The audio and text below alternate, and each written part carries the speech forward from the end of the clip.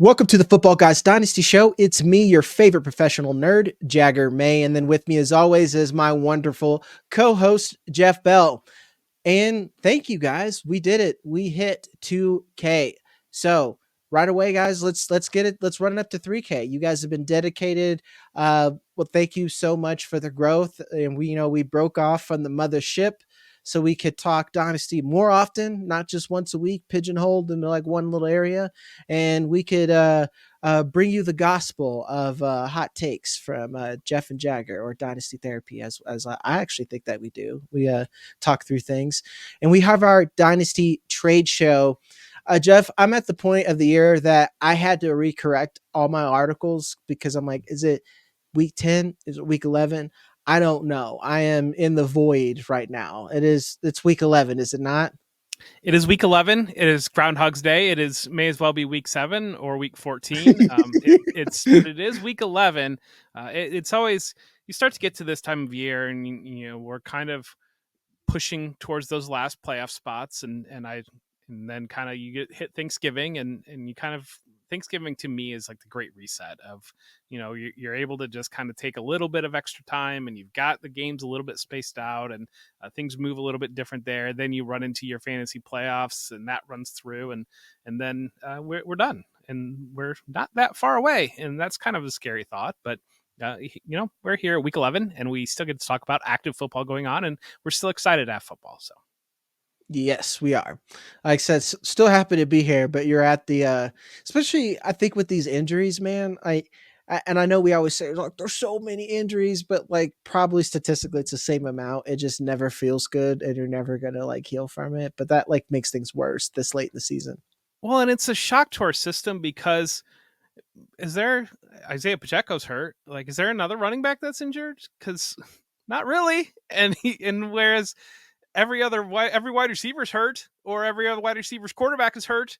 And so we're just so used and when so much zero running back talk and all these things, we're conditioned that we're supposed to have the high end wide receiver producers. Like that's fine. And running backs get hurt. That happens. And you bring in the backups and you've got these zero running back lineups that are just juggernauts because you've got the backup running backs. And now this year it's been the exact opposite where you've got healthy running backs. And so if you've loaded up on running backs, you're looking pretty good. But if you've got high end wide receivers or rosters built around wide receivers, or even if you do have good running backs and you kind of some of these players like Rashid Shaheed that you were able to find and fill in, you're scrambling and everybody's almost scrambling at wide receiver. Yeah. And I think it's one of those things where I don't think the lesson is to just hard pivot and be like, well, I got to go hero running back because I don't think that's the move either. We also have a lot of data that shows why zero RB was such an optimal thing. This is kind of a weird year for it because, like you said, all the running backs are healthy, but either a star wide receiver and or quarterback is hurt and it's affecting that strategy to an extent, especially in superflex, because you have the double problem where it's like my Scott Fishbowl team. I thought I was safe with Kyler Murray, Dak Prescott, and Will Levis. Look where I'm at now. Well, and it's the real problem. And you look at, I mean, we don't really do redraft here, but we can talk about redraft a little bit. But even Dynasty plays into it because you look at Dynasty and you have a couple of people in your league that are willing to hold those older running backs, or you look at redraft and the way zero running back works in redraft. Running backs score more points than other positions. Running backs are the really the brick and mortar when it comes to fantasy football. And so it wasn't that long ago. You can flash back to Best Ball Mania 2, 14 of the first 15 picks were running backs. That's the way that fantasy drafts happened. And so in that landscape, when you're drafting zero RB, you're not drafting Drake London and Marvin Harrison Jr. at the 1-2 turn. You're drafting CeeDee Lamb and Tyreek Hill at the 1-2 turn. And that's where zero running back, the genesis of that comes in. This year, you had almost the exact opposite landscape where you're able to draft Christian McCaffrey at the 101, then turn around and also get Saquon Barkley and Derrick Henry at the 212 and 301. That's not supposed to happen. That is not supposed to happen. And when that happens and you allow for that environment and they stay healthy, you just lose. That's what happens. Yep. That's why I think what I've learned is we thought we were sure with ZRB. It's just like, yeah, just go get some rookies and then go get a couple of these backups with good peripherals and you'll be fine. And then just like none of that happened. Like, really, you should overcorrect at that point, get every garbage whoever and get them on your roster. Don't rely on that rookie to hit. Even this next year, I really worry that, yeah, I think there's going to be more running backs, but I don't think everyone's just gonna be like, well, he's the rookie, so he's gonna take over. Like, why wouldn't he? They spend a day 2 pick on it, and then we're gonna have egg on our face. But that's just some random football talk, guys, and that's us reacting in real time to being a fantasy manager. Let's actually dive into the trades. We have one from our buddy Josh Rotonaut over on Twitter. We got 2 back-to-back here, a pair of Jaguars, and I told Jeff pre-show, it is buy Jaguar season. I genuinely believe that every asset on the Jaguars you should buy. You should buy Trevor Lawrence. You should buy Evan Engram. You should buy Brian Thomas Jr. You should buy Travis Etienne. You should buy Tank Bigsby, because it's hard for me to see them going anywhere but up unless they bring back Doug Peterson. Or maybe they bring in, if they take away his play calling duties or do something like that. But really, at the end of the day, you want Doug Peterson gone.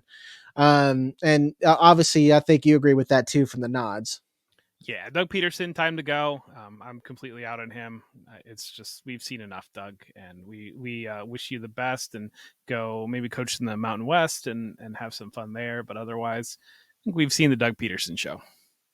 Yeah, yeah, and this is why you capitalize, because we believe that Trevor Lawrence is a good quarterback.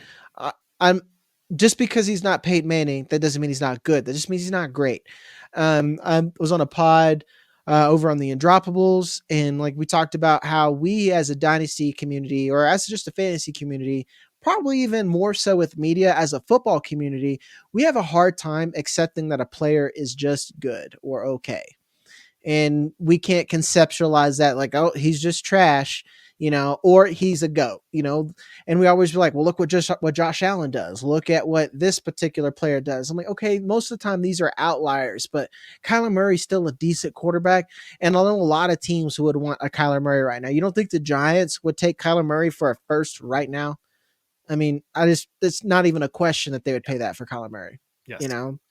And we don't really think like that, and because we have this fantasy football brain on there. So to get the actual trade, Evan Engram for a 2025 second, a lot of people, I think our crowd will think that this is cheap, but I think it's cheap for sure, and they got a good deal. But I think it's realistic because teams are starting to think, I can't win, or I need to rebuild. Evan Ingram's 29 years old, or almost 30 now, and I need to get out from underneath them. So I'm going to sell him now because the Jags suck anyway. Trevor Lawrence is hurt. It's fine. It's. Did you say what the package was? Did I miss that? Yeah, it was a second for Evan Engram. Like, and I'm assuming it'd be a late second because Josh said that he was contending and only had Cole Kmet. Yeah, and that's fine. I think, especially if you're a contender, you've got Cole Kmet, you need to fill in there. Evan Ingram's the piece that I feel the best about, maybe with Mac Jones at quarterback, because all he's got to do is catch 8 passes for 60 yards and you kind of get to where you're going. We have not seen Evan Engram like we saw him last year, especially towards the second half of last year, where he was the tight end 1 for stretches of last year. And now he's kind of a fringe laying on the back end of being a tight end 1. We know the volume could be there. And so, especially in PPR formats or tight end premium formats, it's a big upgrade over Cole Kmet from what you're getting right now. Cole Kmet's the tight. He has a couple of those touchdown weeks, but now the Bears just decided they're not going to score touchdowns anymore, and you're not going to get that maybe out of Kmet. So that's where it's an okay pivot. Second round pick. I mean, a late second round pick. That's fine. I don't know that I love either side of it. Evan Ingram's leaving me very cold. I feel like 30 years old now, and you've already gotten the best of Evan Engram. I mean, what's going to come? And what happens if Doug Peterson's gone? What happens to the scheme there? I think Ben Johnson might be in consideration to be the new coach down there. I think I've heard some rumors that they want to break the bank there, and he is interested in working with Trevor Lawrence. But I think it's an okay deal. Yeah. I would do it for Engram. Honestly, I buy in the tight ends last a little bit longer, so that's why I'm okay to do that. And he basically just plays slot anyway, So if he becomes a catch and fall down guy, then I'm like, cool, Evan Ingram's in his Dalton Schultz years or something, and I feel like that might be a decent insulated value for the next Jaguar. It's actually for Trevor Lawrence, who we were just talking about, and Patrick on Twitter. This is my favorite trade because I feel like it's even. I feel like everyone, depending on how much you value Khalil Shakir, but he sent Khalil Shakir and Bryce Young, and he received Trevor Lawrence. What side of that do you like? Oh, I think this is a smash for Trevor Lawrence, to be honest with you. I mean, the questions and concerns around Bryce Young, he's looking better, and we're excited about that. But I don't know. I think that Trevor Lawrence is good. I just, that's my belief. I think he's not been supported last year because of those receiver drops. I think this year, just the kind of the environment failed him.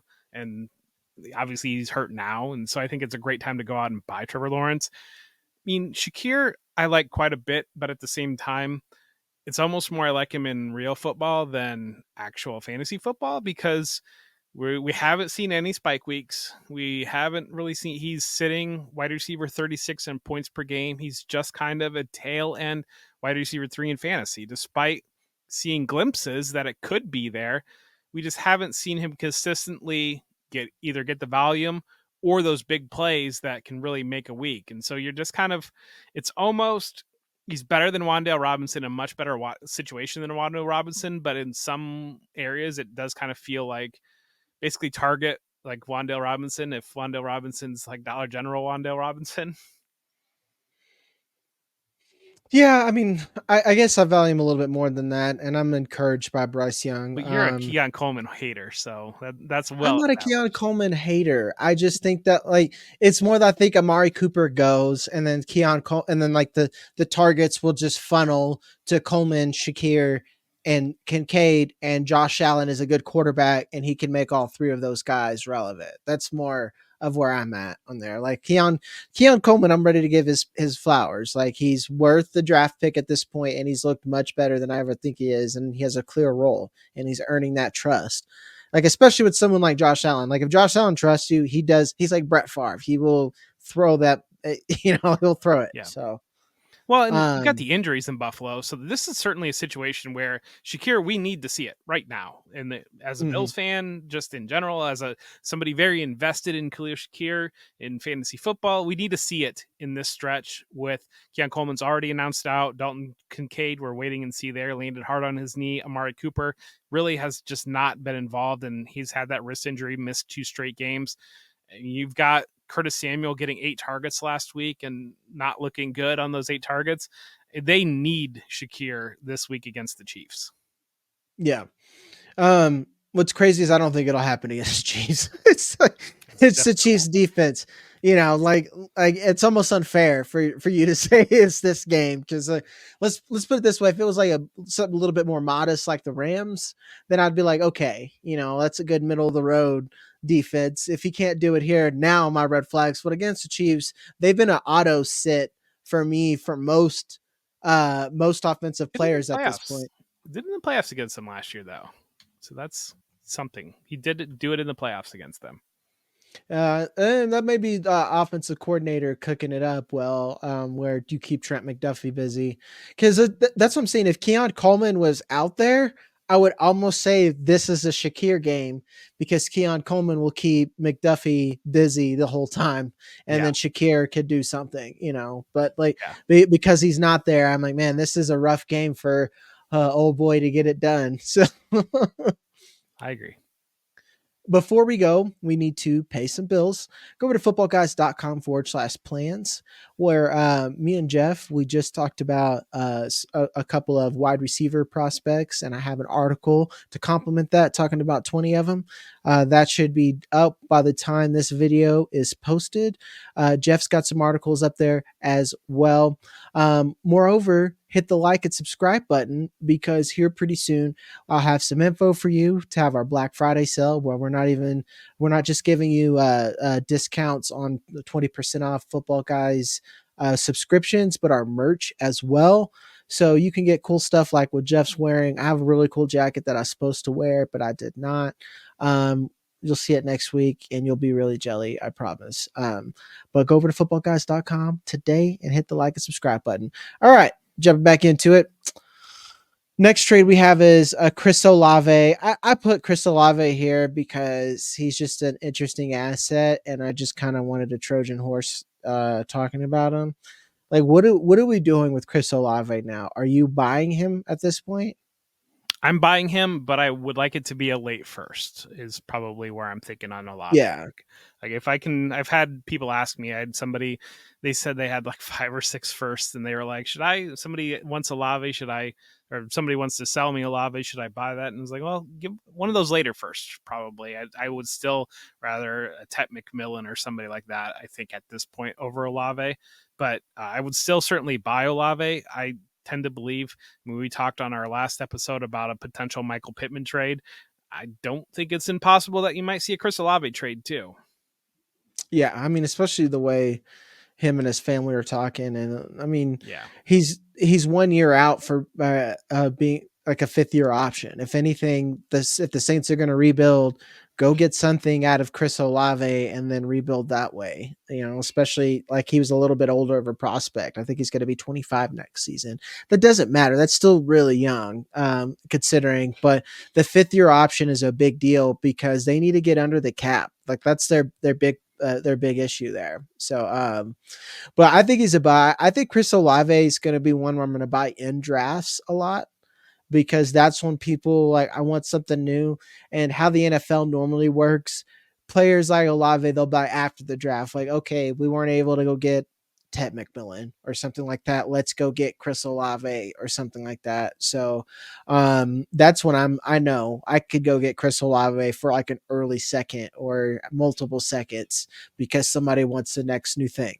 But to the trade, Chuck a Luck on Twitter, Keenan Allen, Chris Olave, and a second. He sent that, and he received Rashee Rice and DeAndre Hopkins.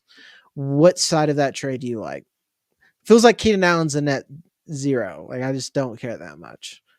yeah, and I mean, if you really break this down, it's kind of Olave or Rashee Rice, and then it's kind of DeAndre Hopkins or Allen in a second is kind of what you're looking at, and assuming that's going to be a late second because you're buying that side. But I'm very encouraged from what we've seen, and especially the Monday night game. It was a little bit quieter this past week from DeAndre Hopkins.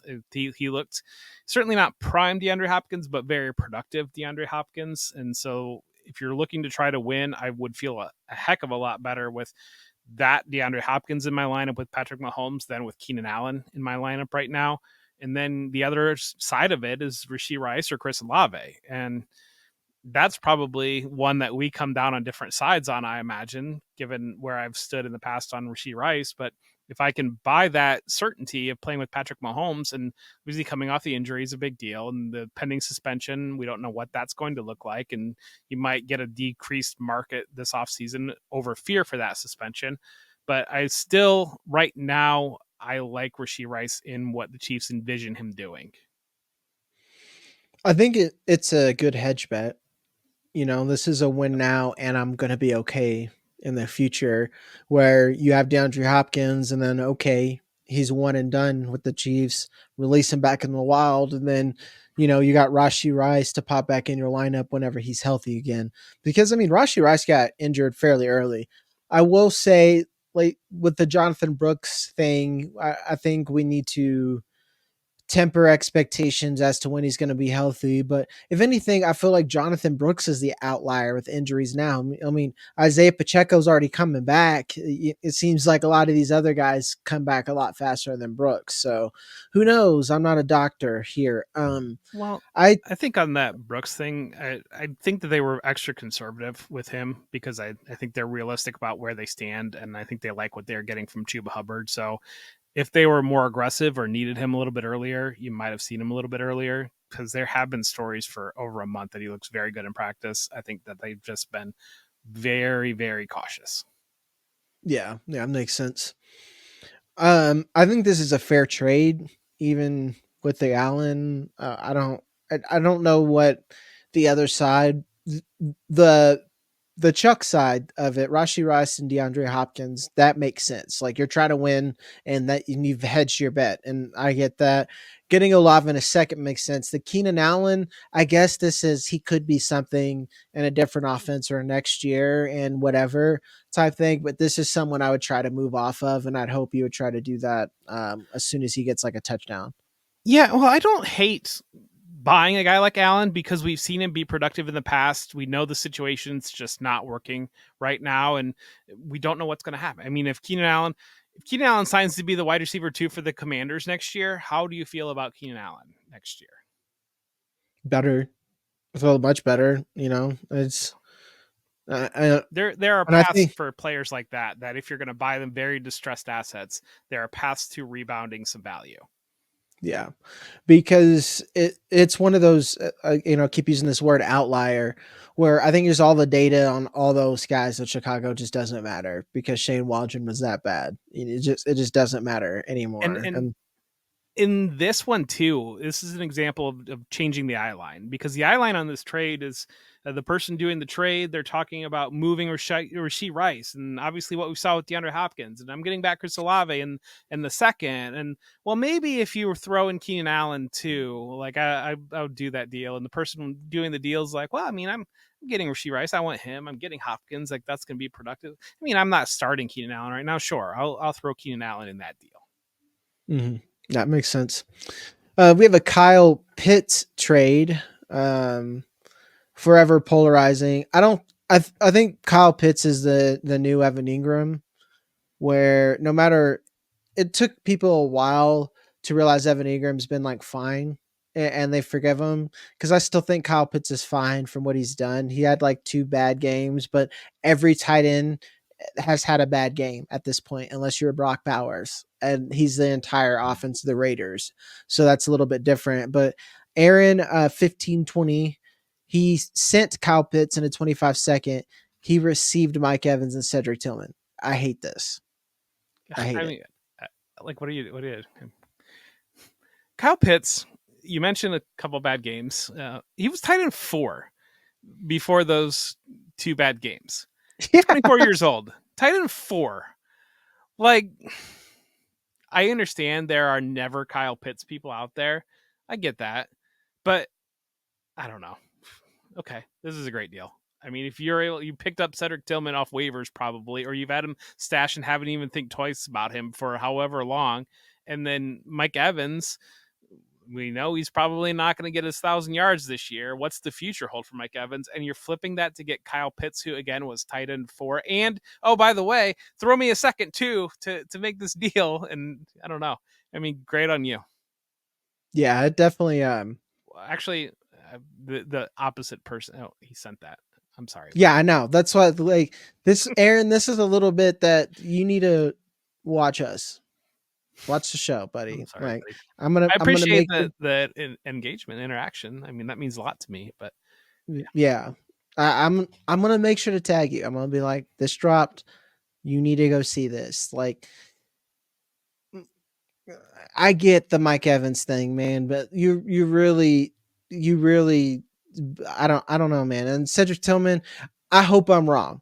Everyone keeps saying like this is what happened with Nico Collins. I'm like, Nico Collins was just a much better prospect than Cedric Tillman. I will say I do think that there's a path that if Cedric Tillman was not injured that last year at Tennessee, that basically he would have been Jalen Hyatt, could have potentially won the Biletnikoff Award, could be a borderline first round pick. I think that there is a path where that is a reality, and we're seeing that productive run here. But at the same time, like we've seen this go the other way, where a guy is really good for a month and then you just never hear from him again. Yeah, it makes a lot of sense. And it's the fact that he's kind of an outlier and he's a Brown. I just want to stay away from the Browns Yep. overall. I don't want any part of that organization at all.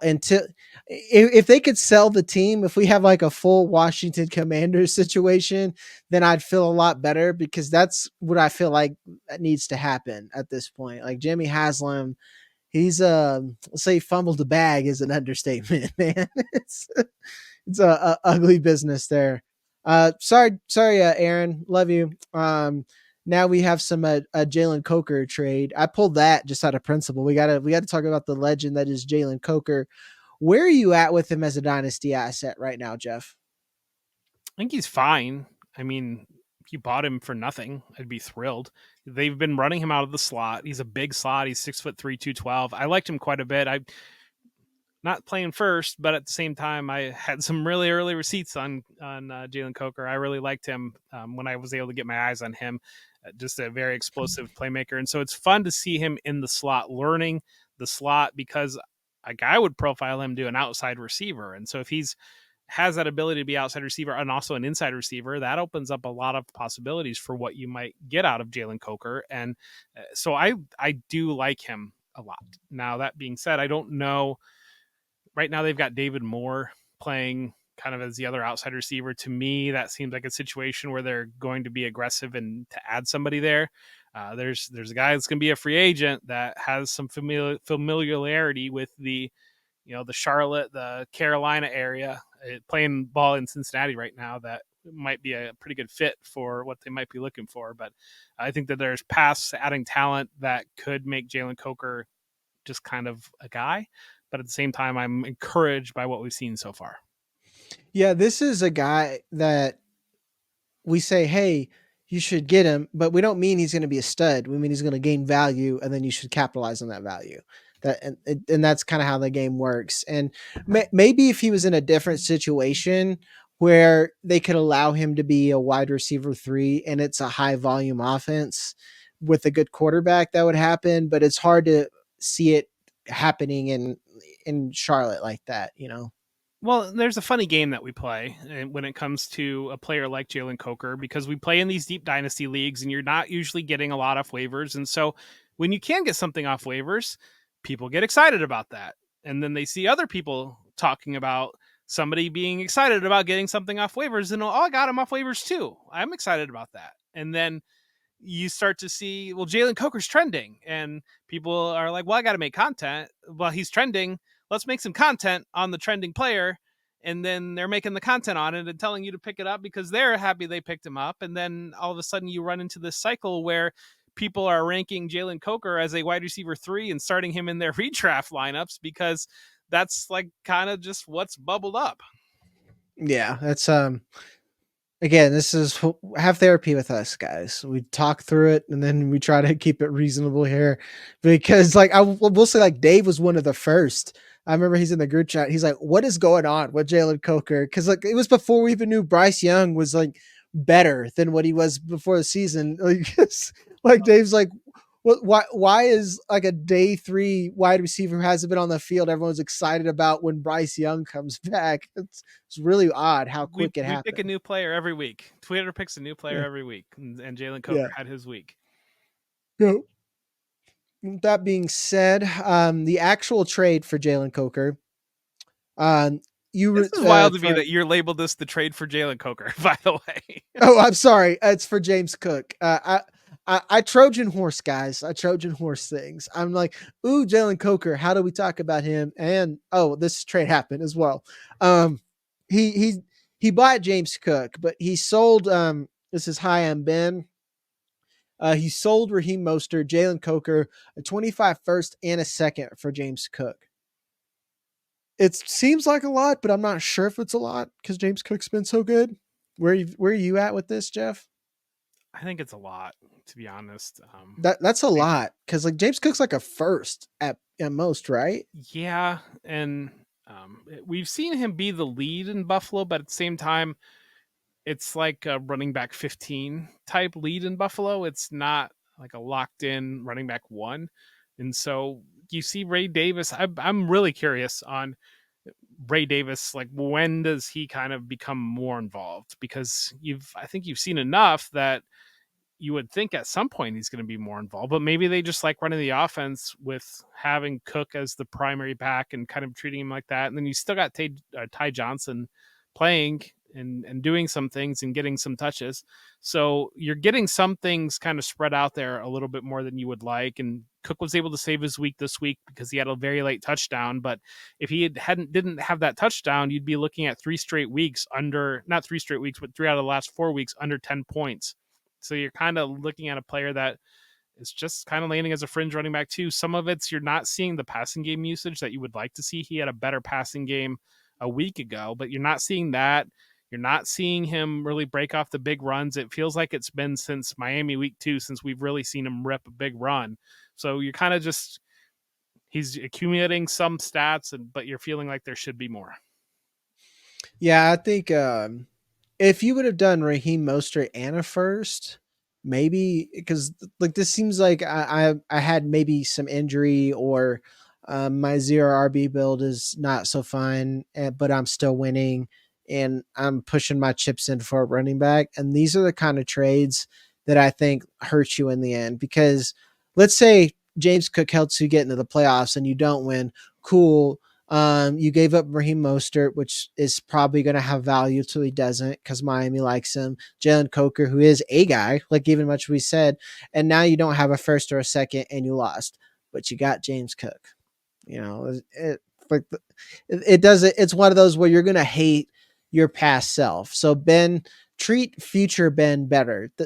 That's what I like to tell people when you do dynasty trades. You know, like make sure you think about your future self. Yeah, you could think about and take care of right now Jagger, but let's not f over future Jagger by giving away all of his picks and stuff like that. Well, and one of the things where I think we can add some value is we can start to talk about some names on some of these picks, especially at this point of the year. You can start to talk Yeah. about some names on some of these picks, and that first, I'm sure it's probably not Ashton Genty because you're trading a late first.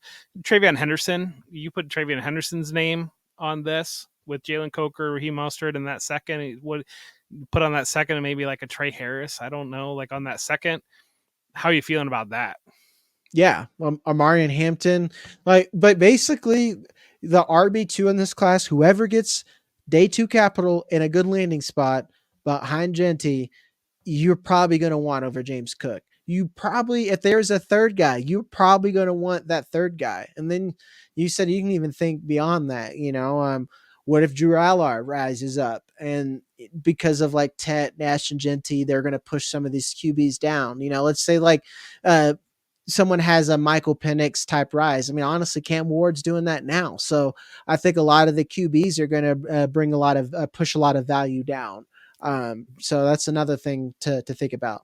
And that's where you get a lot of value on the big board that you do, Jag. That people can get a lot of value on that, and Yeah. stop, especially once you get later in the year. But stop just viewing it as a first and a second, and start to look at that big board and start to see, well, actually, I do like Luther Burden, and like Jack's got him at 6, and maybe like this pick might be a borderline middle of the first, and I wouldn't mind having Luther Burden at that spot. Like, start to think about it that way instead of, I think so often, especially I see in Dynasty content, you just view it as a random first, and I'm fine doing that with 2027, but when we start to get 4 or 5 months out of the actual draft, or when your rookies draft will take place, start to put some names there and start to see, are those players that you like?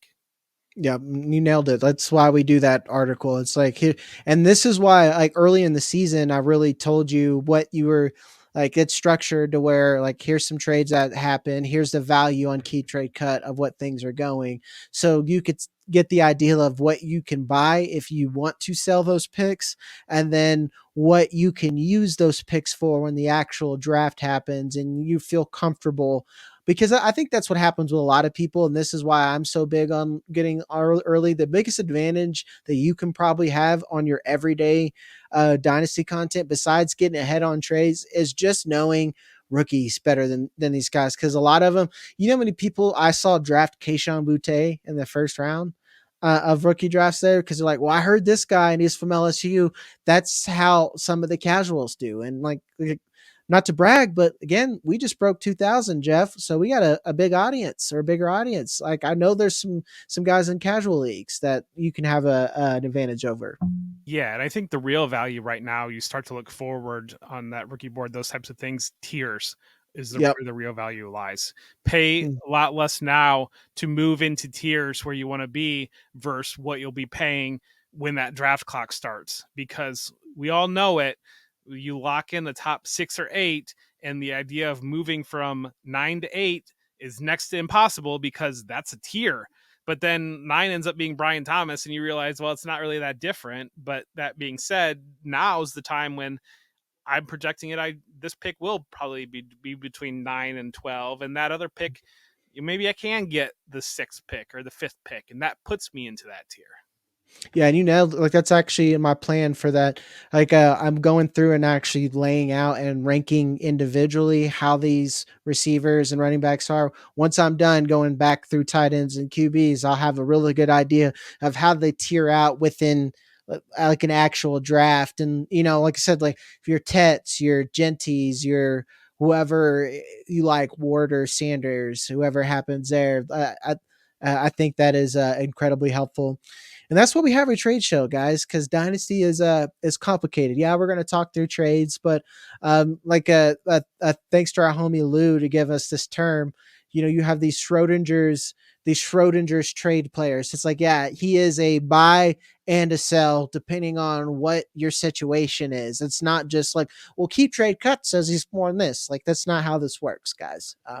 And you have to have a thoughtful, critical thinking. Anything else before we go, Jeff? Lou's awesome. Good call out there. Thank you, Lou. Yeah, yeah, yeah. Thank you, Lou. And you do the Lord's work in our Discord. And we love all you guys for watching. As always, I am Jagger May. That's Jeff Bell. And we will see you on the next one.